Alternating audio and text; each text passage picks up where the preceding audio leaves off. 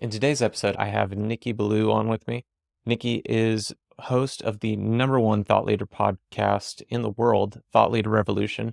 He's interviewed people like Barbara Corcoran, John Maxwell, Scott Adams, the creator of Dilbert. So he's talked to tons of experts and gotten their opinion on thought leadership, and he shared some of those insights with us today. I think you're going to like this one, so stick around and let's hop into that interview. I'm super excited to have Nicky Billou with me today. Nicky, thanks for taking the time to come and talk to me. I'm super excited about this episode. Brother, it's an honor to be here. God bless you. Thanks for having me on the show. You're one of the foremost leaders in the world on becoming a thought leader, the process, what that's like. You're a super seasoned podcaster. If we were to put all your guests in a list, I'm sure it would be anybody's dream list. But what's the journey that's led up to that's gotten you into thought leadership and into podcasting and being able to talk to so many great people? Thanks for the question. I'm actually originally an immigrant from the Middle East. I'm a Christian from Iran. When I was 11 years old, the Islamic Revolution took place in Iran. And my late father, God rest his soul, he could see the writing on the wall. This was not going to be a great place to raise his Christian family.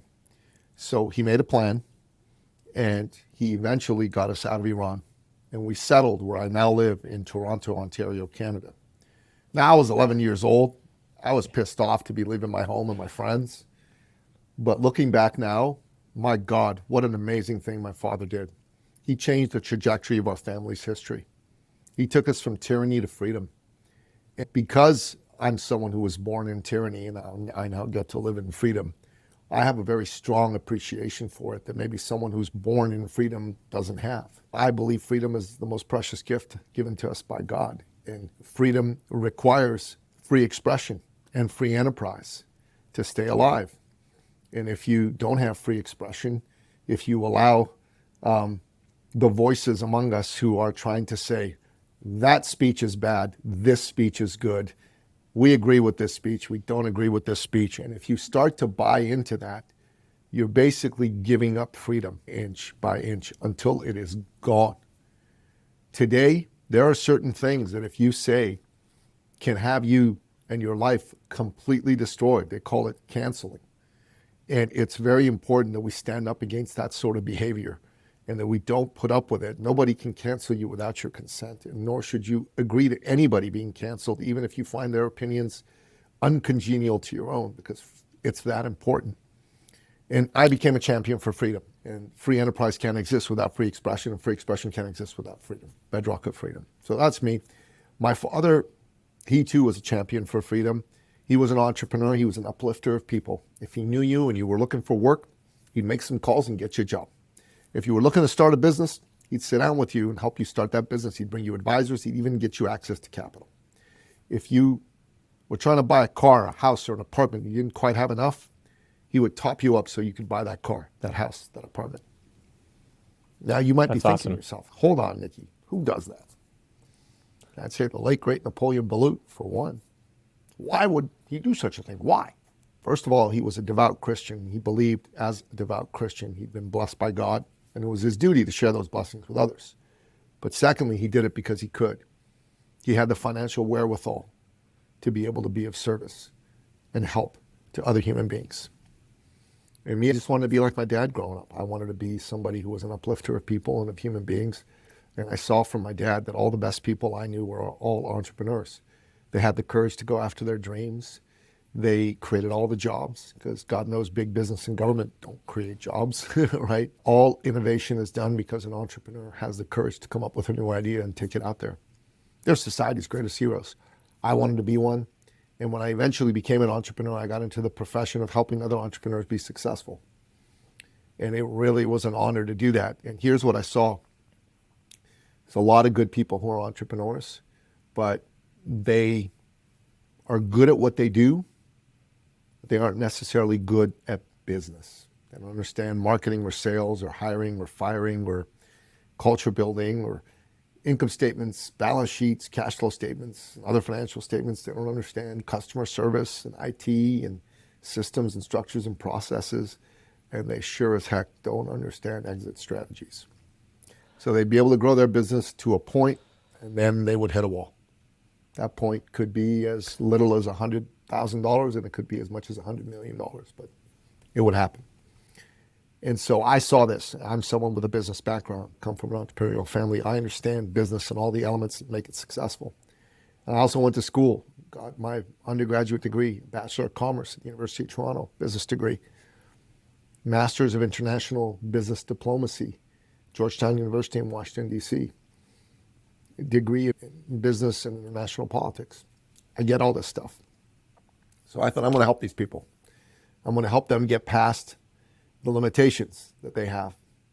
And you know what I noticed, brother? People had two issues. One was with sales and the other was with marketing. On the sales front, nobody wanted to be that pushy guy, that pushy gal, that sales person. Hey, you want to buy? Reeking of commission breath as they walk into the room. Nobody wanted that. So I thought, let me help these folks reframe selling to serving. Nobody wants to be sold. You don't want to be sold. I don't want to be sold.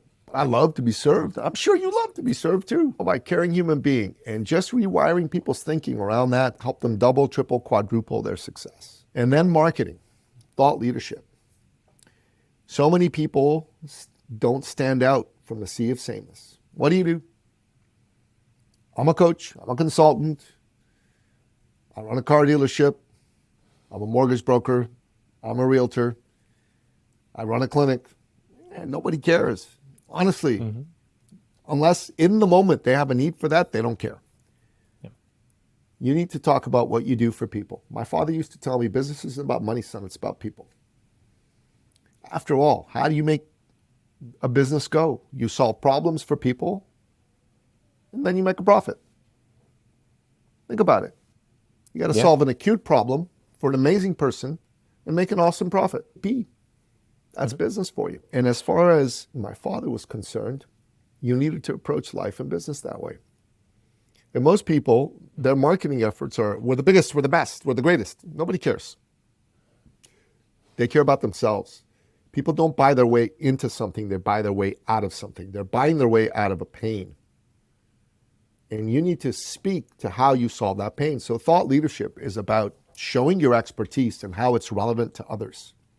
What's an expert? An expert is someone who knows something. Well, a thought leader is someone who's known for knowing something. Experts are a dime a dozen.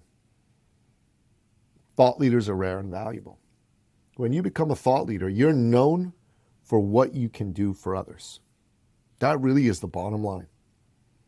I'll give you a couple examples of thought leaders from the culture. 98, 25 years ago, there were two computer companies that were roughly the same size. One was called Dell, the other was called Apple. They were both roughly $8 billion a year in sales. One was led by Michael Dell, the other was led by Steve Jobs. 25 years later, Dell's an $80+ billion company. Apple is a $350 billion company. Apple, by market cap, is the most valuable company in the world right now. Dell is not in the top 50. Why? Because Steve Jobs created a brand for himself, of Apple. And even though he died in 2011, 12 years ago, you still know who Steve Jobs is. I still know who Steve Jobs is. Steve Jobs' soul and spirit animates Apple. And people still want to buy Apple because Steve Jobs infused his brand into the Apple brand. He's bigger than Apple. Yeah. Michael Dell didn't do that. And that's the long and the short of it. Another good example is there's two professors at the University of Toronto, both in the area of psychology. Social and personality was their specialty. One fellow was a graduate of Cornell University. The other was a graduate of McGill University. Now, these guys both know their stuff. One of them's an expert. The other's a thought leader. Now, I'm going to tell you both their names. You tell me which is which. Dr. Jason Plax and Dr. Jordan Peterson. Which one is the expert? Which one is the thought leader? Oh, I saw Jordan Peterson on Miami Beach in a front row seat, so I know who wins this battle. There you go. Jordan Peterson. Yeah, Jordan Peterson. So, absolutely. Jordan Peterson's the thought leader. Jason Plax is as smart and as good, but one's a thought leader and the other isn't. Mm-hmm. And when someone is in the world today. You think about AI right now. You can go to ChatGPT or Gab AI and you can get incredible things done for you by that. You can actually have a chapter in a book written by AI. You could probably have a whole book put together by AI. I'm telling you, you could do it. A couple hundred pages, done and done. How are you going to stand out? Because I'll promise you one thing, that AI's thinking is anything but original. Another way to distinguish between an expert and a thought leader is an expert is like a cover band, while a thought leader plays original music. So people that are using AI to create their content for themselves, they're experts. Yeah. Right? But it's all cover Yeah. band music, brother. It's nothing original there. The original Yeah. music. Now that takes a man or a woman thinking things through, coming up with the right ideas. You do that, you can add a 0 or 2 to your income every year. Yeah. Well, maybe not every year, but you can add a 0 or 2 to your income and hold it up at the same level year after year.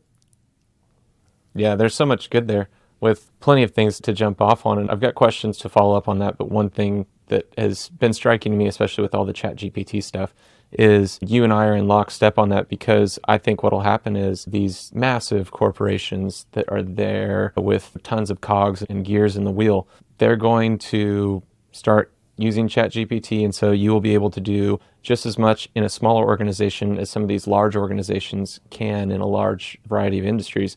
But what will happen, once again, people will want to connect with the person who is the one who is in charge of that. We're just going to assume that people are using AI. But what's going to make you stand out is connection with the actual person who is either running the organization or who is your contact in the organization, and knowing that they know what they're saying and know what they're talking about as, like you say, a thought leader, as someone who can articulate their problem back to them and make it about the customer. And the person who can articulate that problem the best, you'll have comfort in knowing that when they go back and they interact with the AI, they're going to be getting the right result, or they're going to be the one who understands your problem and can solve it the best. And so I totally think that you're just so spot on there. 100%, brother. 100%. I think Patrick Bet-David also, he's an immigrant from Iran, the valuetainment. And it's such a blessing to be over here where you have freedom from tyranny, where you have opportunity to make your way in the world. And I think that's such a blessing. It's such a blessing. It is unfortunate that too many people take it for granted. I also agree that being a thought leader is going to be very big, especially over the next decade. And that's going to be a big distinguishing factor, because discovery is one of the main things. Like you said, you just blend in. Nobody cares that you're an expert. Everyone's supposed to be an expert. You have this business. I expect you to be an expert, right? But now the world is moving to, I need you to demonstrate that. What thought leaders do is they're actually out there demonstrating, as opposed to telling you they can do it. So with all the things, if I run a normal business, I can't become a thought leader. What would you say to that person? You go, that's a separate person. That's an online person. What would you say to them? Okay, look, here's the deal. We're living in the era of Generation Soft today. Okay, people are soft. You talk to them toughly and they'll crumble. Folks are upset when their boss speaks to them harshly. They feel humiliated. They feel attacked, bullied. Give me a freaking break. All right? Humanity was built by hard men. Hard men built society, built the world. Okay. And you have a choice today in 2023. You can either live in comfort and you can do your best to live in a bubble where nothing offends you and you have a nice life, but you don't come anywhere near testing your limits or achieving your full potential. And you go to your grave knowing that your life didn't have any meaning. Or you can live a life of danger and uncertainty, but a life that's going to make you hard and strong and better and tougher. And if you're listening to this show and you're expecting me to give you a pat on the back for how brave you are to just be listening to a podcast, or how incredible it is that you're trying to better yourself, give me a break. I ain't going to do that. Okay. You want to get better? It's going to be a hard grind, son. Hard. You're going to have to go out of your comfort zone. You're going to have to endure some sleepless nights. And you're going to have to push yourself to do better than you think you ever could. And if you're in business right now and you want to win, then you should go after any edge you can get. Any edge you can get. With alacrity. With vim and vigor. And if you want to be a thought leader, you can. It's going to take work. You need to understand that we all have gone through adversity in our lives. There's a process that we teach people about how to look into that adversity, draw from it, and turn it into expertise and lessons that you can then structure and organize and monetize. It's that simple. And I'll tell you a story. We had a client who was a naturopathic doctor of natural medicine. She was successful, but she was at a stage in her life where she was part of someone else's clinic. And while she made 6 figures a year, she wanted to make 7, 8. Mm-hmm. And her father was an entrepreneur. And when we met her, he had brain cancer, glioblastoma. And he passed on less than a year later. She is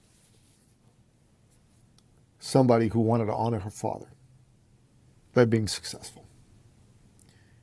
So we met with her. And we said, hey, tell us, what do you do and how do you do it? And she says, what I do is I help people optimize their health.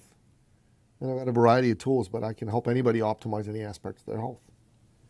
I'm like, okay, now you're sounding like every other naturopathic doctor out there. That's not going to fly. He said, okay, so what do I need to do? I said, tell me about your story. So she told us her story.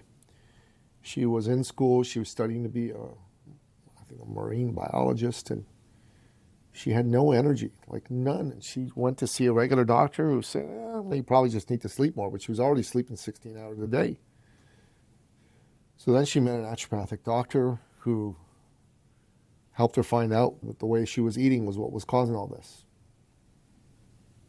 So she's, okay, this is amazing. My health is good. And she wanted to take what she'd learned and help other people do it. And in particular, she had worked with a lot of women over the age of 45. Strong, powerful, professional women. These were really accomplished women, but they didn't feel good about themselves because they didn't feel like they were beautiful and sexy anymore the way they were when they were in their 20s and 30s. Maybe put on a bit of weight, didn't look as good, didn't feel as good. So she put a program together called Get Your Sexy Back. She just aimed it at these ladies.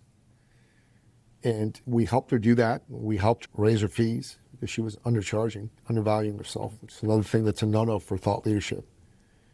And over a 3-year period, she added a 0 to her income. That's awesome. Yeah, so she doubled her business 3 years in a row, over doubled her business Wow. 3 years in a row.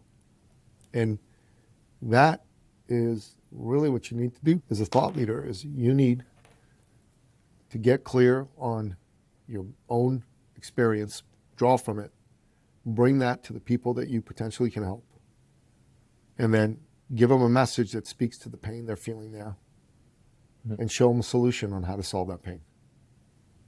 Yeah. Now, that sounds simple, but that's on the other side of a whole lot of hard work.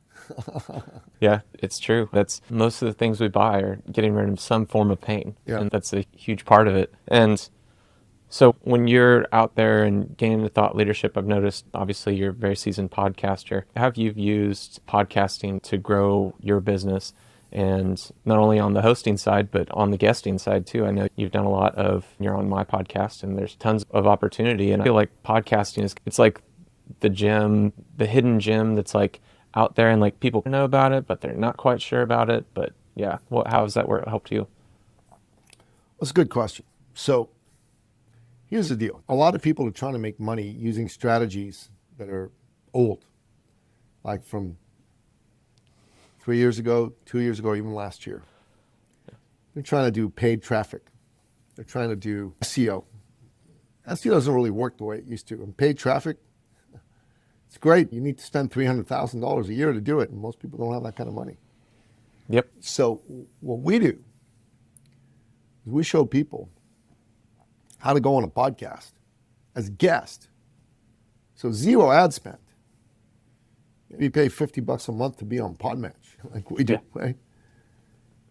And over a period of 8 months, less than 8 months, I generated well over $330,000 in revenue from being a guest on a show. And people don't understand that.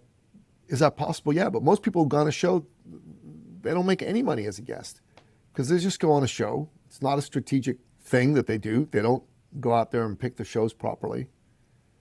And they just go on a show and all they do is talk. And they think that's great. Okay, someone's going to want to come do business with me. That's not how it works.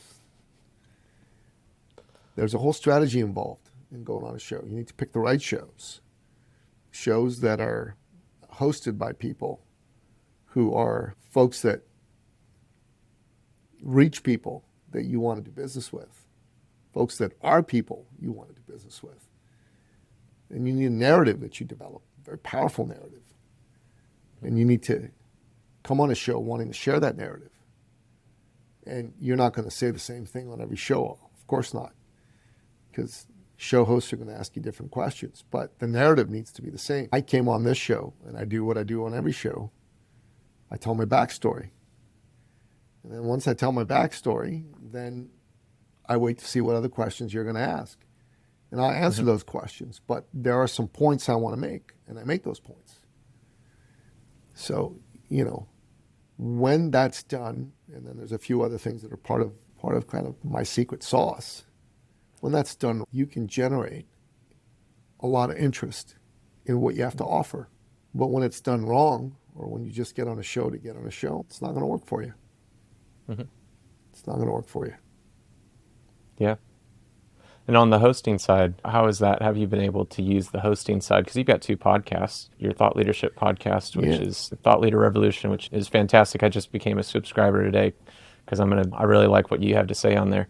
And then The Sovereign Man. How has hosting the podcast and creating a show helped you? Look, I've been fortunate that I've been able to bring some terrific guests on the show, so that got us some attention and interest. And people tend to subscribe to the show for long periods of time. They'll listen to, my average subscriber has heard at least 50 episodes. So that's pretty cool. That's awesome. Because that's awesome. Build a relationship with one another through that. And many of those folks then end up wanting to do more than just listen to the podcast. And that's how a whole bunch of them have ended up becoming clients. I generated $250,000 in a single year from one customer who listened to my podcast for a year and a half before he got in touch with me. That's awesome. Tell you the truth, that relationship's probably going to end up generating another couple $1 million for us. So having a podcast is good. You need to learn who you want the podcast to be for audience-wise. You need to figure out what type of show you want to have. Do you want to do interviews or not? That's important. And then you need to have a theme or a set of topics that speaks to problems that group of people are looking to solve. That podcast generates some business for you. So it's important. I think it's predicted to grow from, it was a $1 billion industry last year to over $4 billion this year. So I think that people's ears are starting to perk up and they're just trying to figure out how. If you don't know how to monetize a podcast, that can be a problem. Yeah. And I'll tell you this, it's an offer I make when I go on shows and I move to do. If you're listening to this show and you're done being part of Generation Soft and you're going to resign from Generation Soft and you're in a stage in your life where you want change bad, and podcasting is one of the changes you're looking at, I'm going to offer you 45 minutes of my time for free. There's a link you can use to get on my calendar.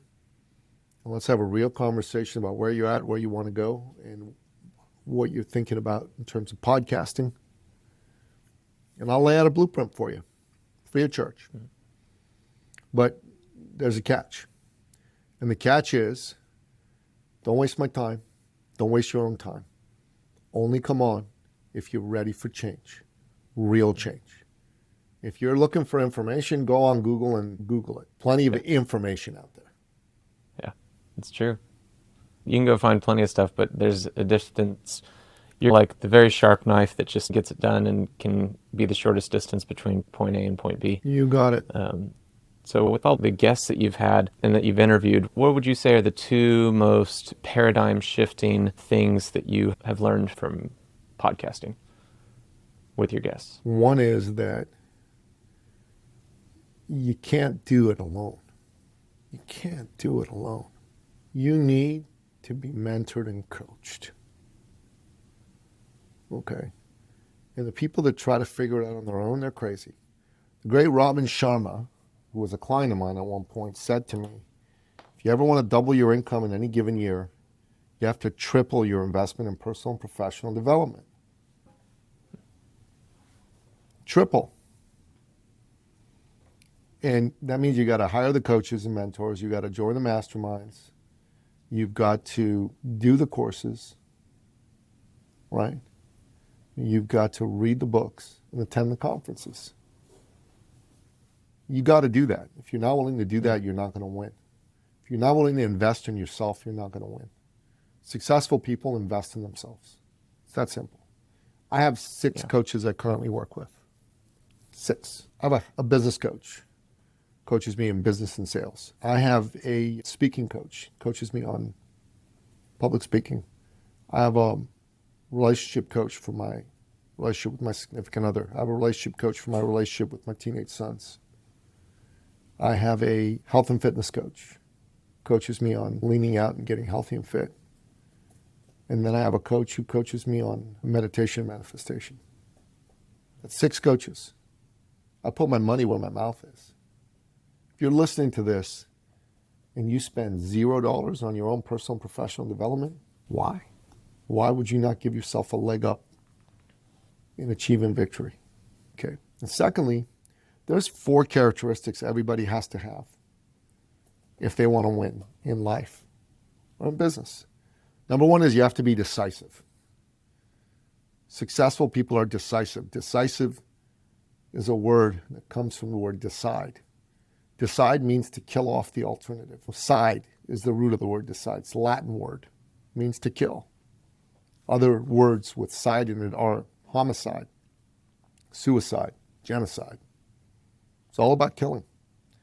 When you decide, you kill off the alternative to what you're going after. You're not dabbling, you're not tire kicking. Second, you got to commit. You need to be a disaster before you can be a master. Every master was once a disaster.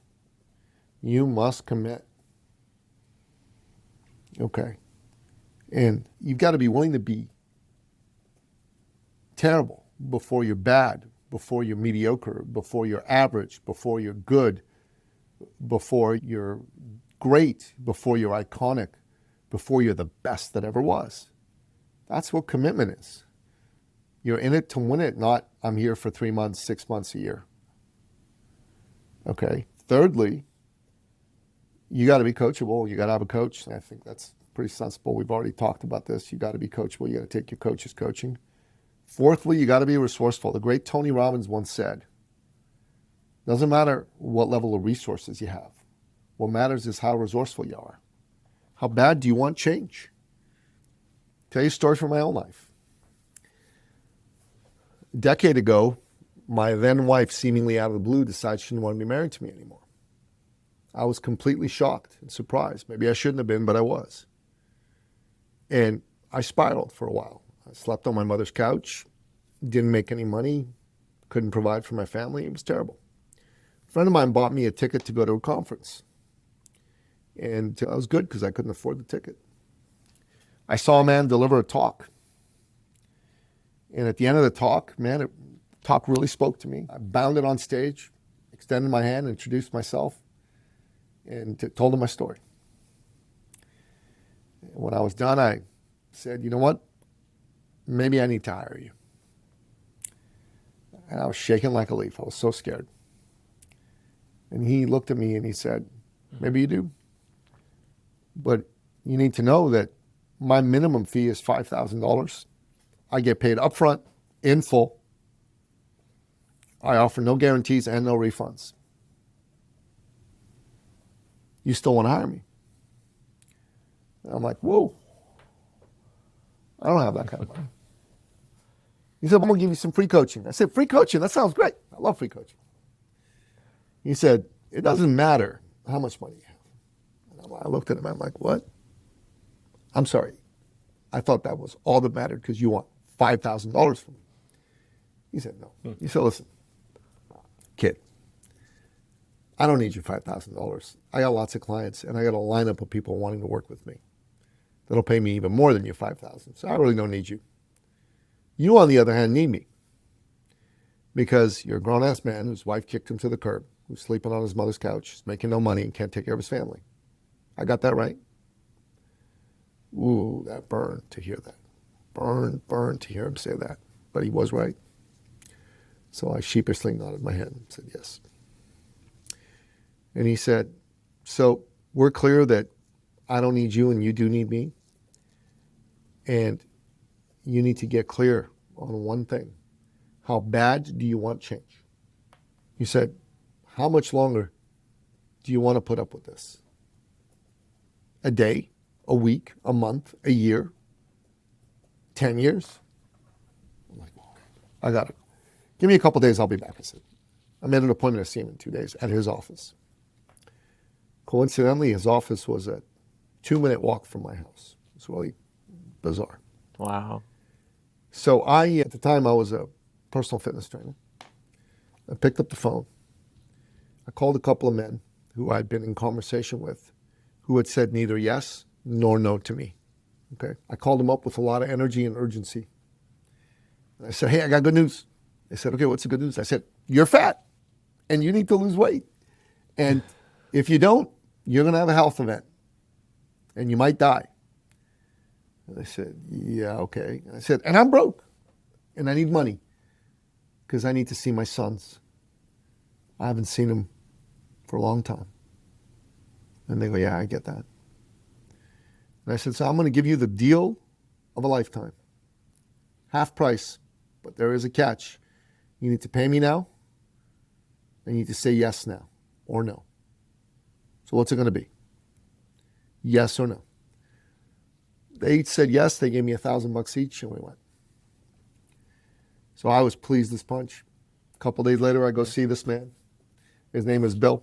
I go, Bill, here you go. He goes, this is great, but this is only 2. I said 5. I was deflated. I'm like, oh, God. I said, Bill, how many people have you told the story to that you told me the other day? I said, over the years, 30, maybe 40. I said, oh, okay. Besides me, who came back with any money? He said, oh, that's easy. He said, you are the very first. I'm the first. The very first. I'm like, okay then. Take my money. I'll sign a contract saying I'll pay you the balance within 30, 60 days, whatever the case may be. And brother, 30, 60 days. The rest is history. In 6 months, I made 6 figures. Wow. I paid them off early. How bad do you want change? I want to change badly. If you're listening to the show, are you part of Generation Soft?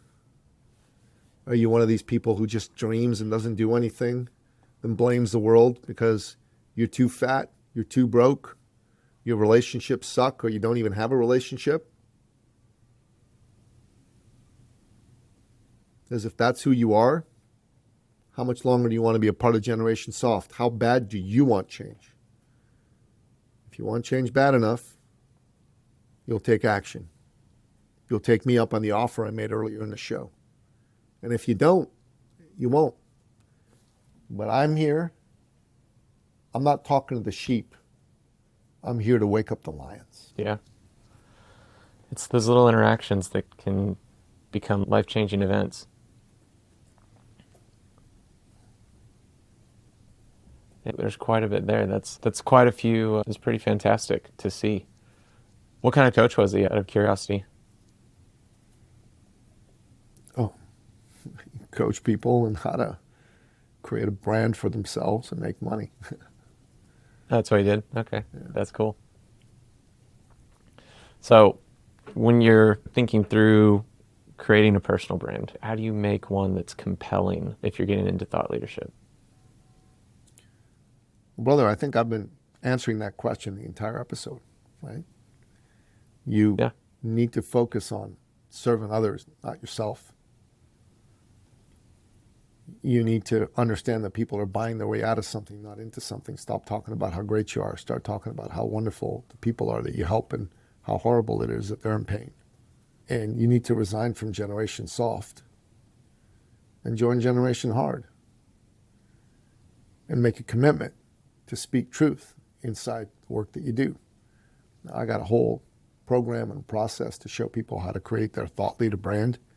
It's 3 days long, and if someone's really serious about doing the work, you need to be a part of that. But those are the basic tenets of how to be compelling.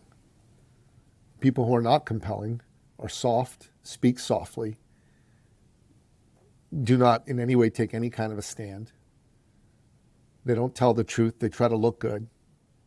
And all the focus is on themselves and not on the people that they help. It makes a lot of sense. Which one of your guests do you think was the most interesting? Which was your favorite one to interview on your podcast? There's no one favorite guest.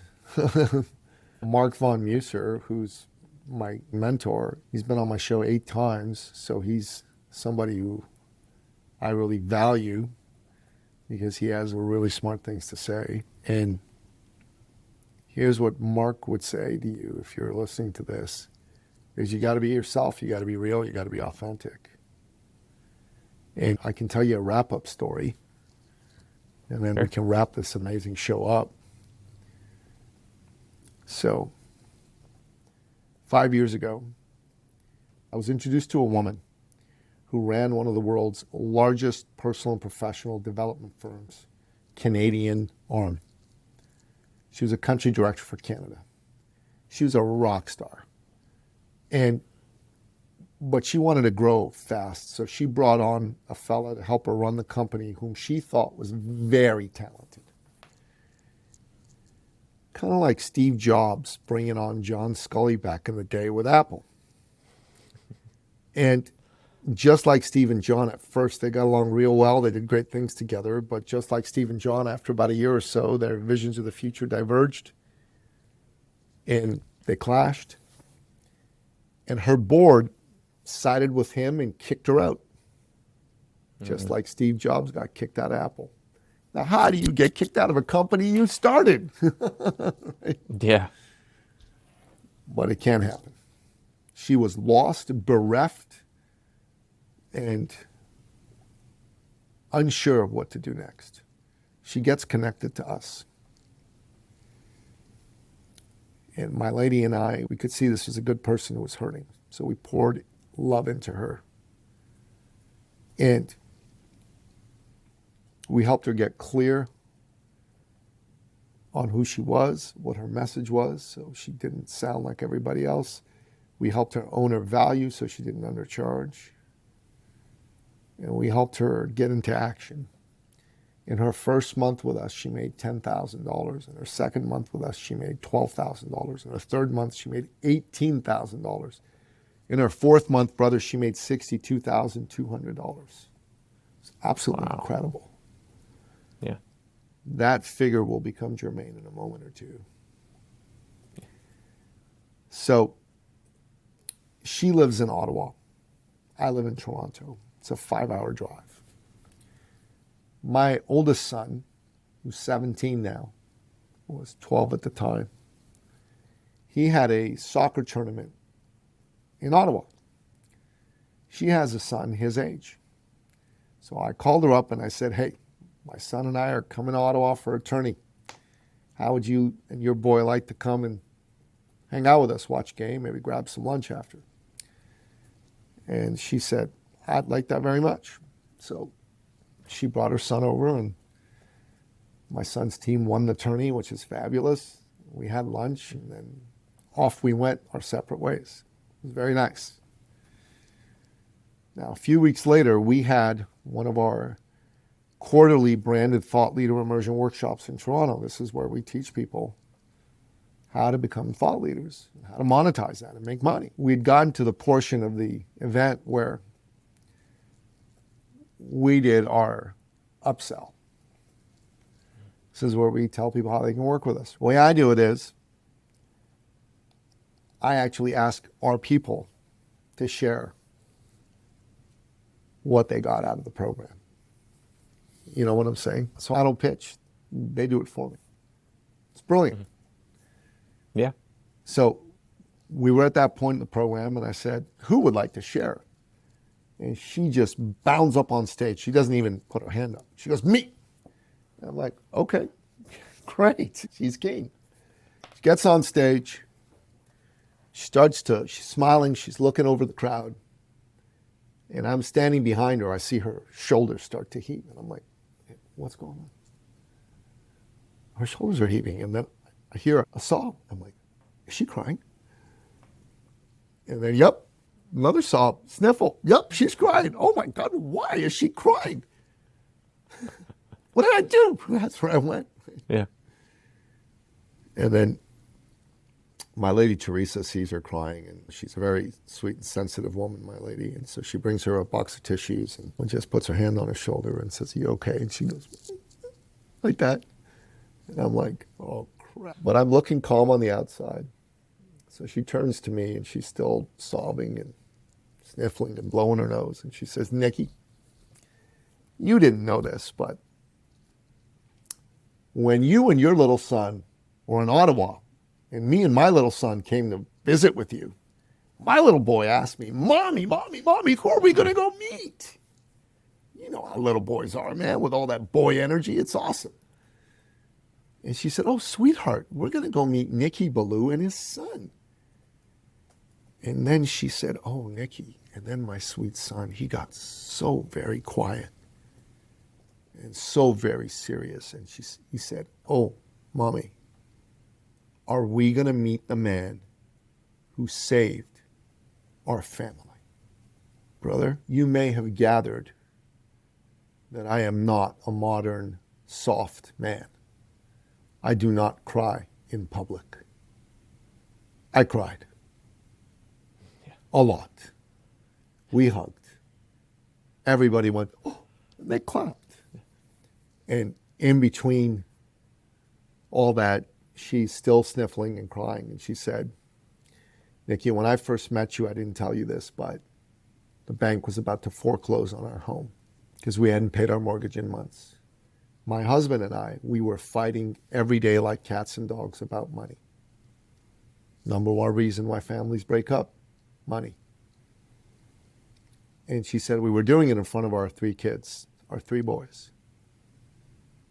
And it looked like we were going to break up and I was going to lose my precious, beautiful family. And she said, you helped me save my family. Here's what I got from that, brother. I got that, first of all, you never know what someone's dealing with. I certainly had no idea she was dealing with all this. She never told me.